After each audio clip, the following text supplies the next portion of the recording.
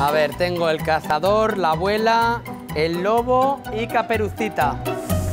Pero me falta gente que sepa manejar estos títeres, así que me voy a ir a buscarlos a ver si me echan una mano a contar Caperucita Roja. Vamos. Había una vez una niña que se llamaba Caperucita, que un día su madre le dijo, ves a casa de la abuela, que ya sabes que la abuela estaba mala, ¿verdad? Es posible. Le dolía mucho la tripa. Buah, gases.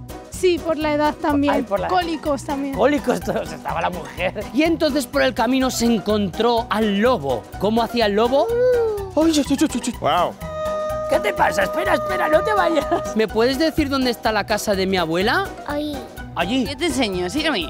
¿Te sigo o quieres que me vaya yo por delante a coger flores y Ah, tú igual sí, te vas sí, por- mejor, mejor. Tú ve hacia la casita. Llegó a casa de la abuela. La abuela le estaba esperando porque creía que era la Caperucita la que iba a entrar. Y de repente llamó a la puerta el lobo. ¡Pum, pum, pum! ¡Se puede entrar! Y la abuela dijo, ¿Quién es?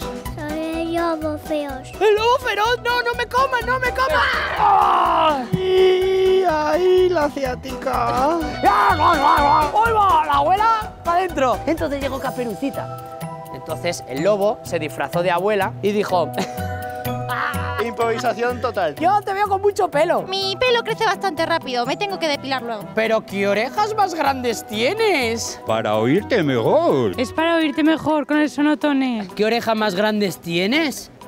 Mejor, Ah, dice, oye, ¿y qué ojos más grandes tienes? mejor. ¿También? ¿Qué pasa con esos ojitos? Nada, esto es el rímel. Esos dientes me da a mí... Te come mejor. ¡No, no me comas, abuelo! ¿Qué boca más grande tienes? ¡Para oírte! Y entonces llamó por la puerta un cazador. ¡Pum, pum, pum! ¿Qué pasa, lobo? Yo no fui, señor, yo no fui. Ella me obligó. Cogió al lobo, lo abrió en dos y salió la abuela y la Caperuza. Y colorín colorado, Ese cuento se cae. se acabó. ¡Muy bien!